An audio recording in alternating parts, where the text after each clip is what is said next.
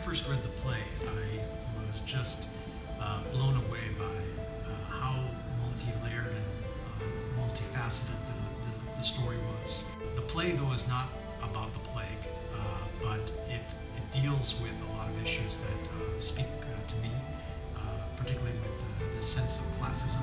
Part of the challenge was trying to find the right cast. Casting was really important, particularly for the role of Morse, who is the little girl in the play, the 12-year-old girl. We just had to find a cast who was very strong with language, also strong with storytelling, and being able to take some risks that the play requires. There are so many things happening in the world that I think one can really relate to by seeing this play.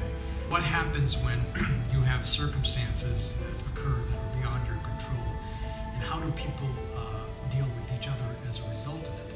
You hope to find the best in humanity, and that the best comes out of humanity, but sometimes that may not be the case.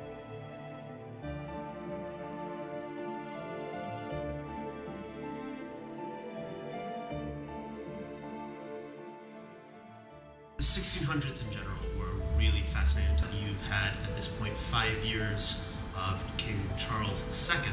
So now you're re-emerging into an Anglican and Catholic power base. Charles II was kind of notably open, and he was famous for having a number of mistresses and 16 acknowledged children out of wedlock. So we're seeing a relaxing of a lot of social mores. The play was really viewed as a curse from God.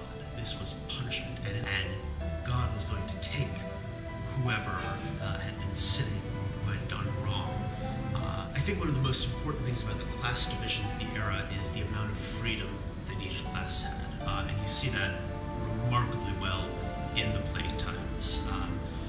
Almost immediately when the plague started to hit London, the wealthy fled the city, whereas the poor had no way of escaping. The Lord Mayor of London, one of the only, I would say, people in the upper class who stayed, sealed off the city and made it actually illegal to leave the city without a written permission. The people who hadn't left before were literally stuck. It was very hard to prove that you were healthy and you were not going to take the plague out into the countryside.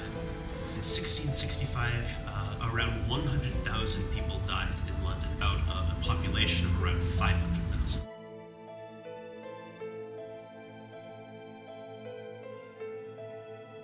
The backstory of these characters is such an incredible story. I don't want to give away too much, but they're not where they really want to be at this point in their life. When I first read it, I just went, wow. If I would watch this play, I would probably walk out of the theater and not even be able to speak, because I was so full, I wouldn't even know where to begin. I think if people walk away and they're not quite able to come up with a response to it immediately, then we've done what we're supposed to do. I think the play is about survival and asking us what we will do to survive, and can we go so far that our body survives but our spirit and our integrity no longer exists. I think Wallace is a writer who provokes ideas. An audience who's engaged with that is going to walk out of the theater wanting to talk about these ideas that come up through her writings, and I think One-Flea-Spare certainly does that. I think all of her plays give audiences a lot to talk about, and I think that's what I really want audiences to come away with, is a desire to keep talking about these things after they've left the theater.